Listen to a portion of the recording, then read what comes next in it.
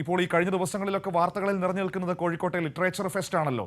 കാരണം MT വാസുദേവൻ നായരുടെ പരാമർശം, അതുമായി ബന്ധപ്പെട്ട് ഉയർന്നു വന്ന വിവാദങ്ങൾ, MT തന്നെ പറഞ്ഞിട്ടും എൻ്റെ പേരിൽ നിങ്ങൾ വ്യാഖ്യാനം നടത്തണ്ട എന്ന് മാധ്യമങ്ങളോടക്കം MT തന്നെ പറഞ്ഞിട്ടും അതിലെ വിവാദങ്ങൾ ഒഴിയാത്ത സാഹചര്യമുണ്ട്.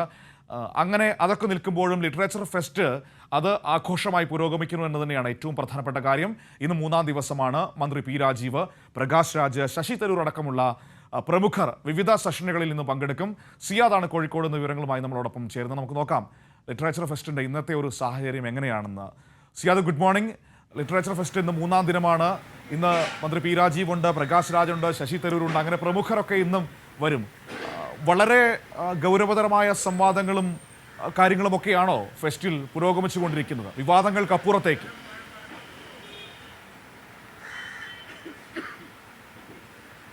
Manu, good morning.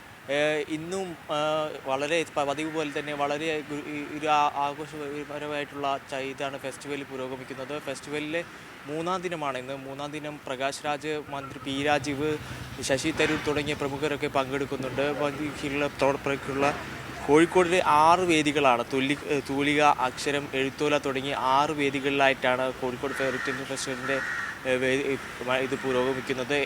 കോഴിക്കോടിനെ എല്ലാം തരത്തിലുള്ള സംവാദങ്ങളിൽ, രാഷ്ട്രീയപരമായാലും സാംസ്കാരികപരമായാലും ഉള്ള ശക്തമായ സംവാദങ്ങൾ ഉണർത്തിക്കൊണ്ടിരിക്കുന്ന ഒരു സംവാദത്തിലൂടെയാണ് കോഴിക്കോട് ലിറ്റർ ഫെസ്റ്റിവൽ കണ്ടുപോകുന്നത്. ഇതിൻ്റെ ഏറ്റവും വലിയ പ്രത്യേകത എന്ന് വെച്ചാൽ കോഴിക്കോടിനെ സാഹിത്യ നഗരമായി തിരഞ്ഞെടുത്തതിന് ശേഷം നടക്കുന്ന ആദ്യത്തെ ലിറ്ററേച്ചർ ഫെസ്റ്റിവൽ എന്ന പ്രത്യേകതയും കൂടി ഇത്തവണത്തെ എഡിഷനുണ്ട്. 7-ാമത്തെ എഡിഷനാണ്. ഈ എഡിഷനിലാണ് MT വാസുദേവൻ നായരുടെ പ്രസ്താവനയൊക്കെ വിവാദമായെങ്കിൽ കൂടി ജനങ്ങളുടെ പങ്കാളിത്തം കൊണ്ട് വളരെയധികം വിജയകരമായി തന്നെയാണ് ലിറ്ററേച്ചർ ഫെസ്റ്റിവൽ പോകുന്നത്.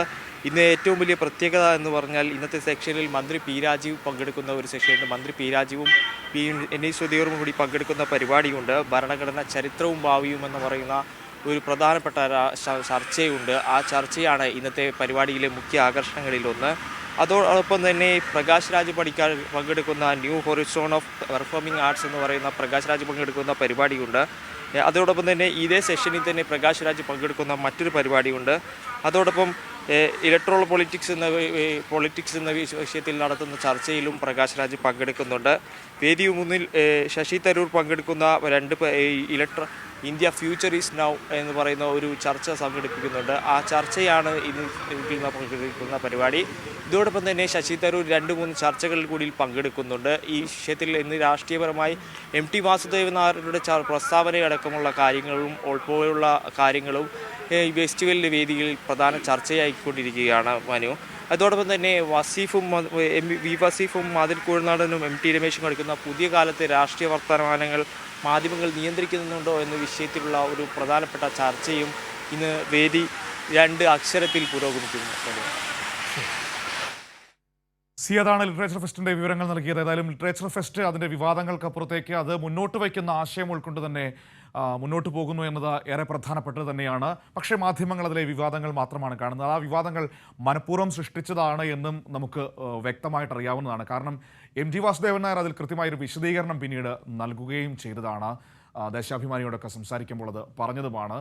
ഞാൻ മുഖ്യമന്ത്രി ഉദ്ദേശിച്ചല്ല അത് പറഞ്ഞെന്ന് കൃത്യമായിട്ട് പറയുകയും ചെയ്ത സാഹചര്യമുണ്ട്.